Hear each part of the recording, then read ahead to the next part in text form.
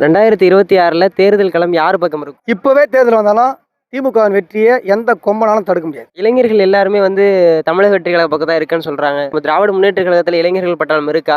தற்கூரி பக்கம் இளைஞர் இருக்காங்கன்னு சொல்லி யார் சொன்னது? யார் சொன்னதுன்னு கேட்குறேன். திமுகவில் இளைஞரணி இல்லைன்னு யாரா சொல்ல முடியுமா? விஜய் சொல்லுவார். விஜயே தற்கூரி தானே.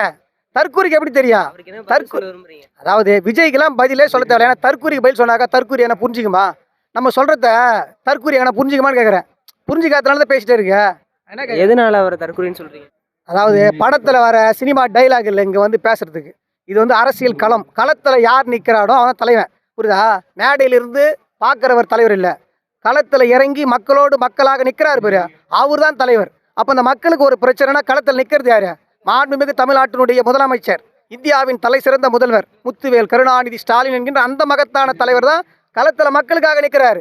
மழை வரும்போதும் சரிதான், மக்களுக்கான பிரச்சனை வரும்போதும் சரிதான். அவர் கூட யார் நிற்கிறது? மாண்புமிகு தமிழ்நாட்டினுடைய துணை முதலமைச்சர், கழகத்தின் இளம் தலைவர் தான் மக்கள் பின்னாடி நிற்கிறாங்க.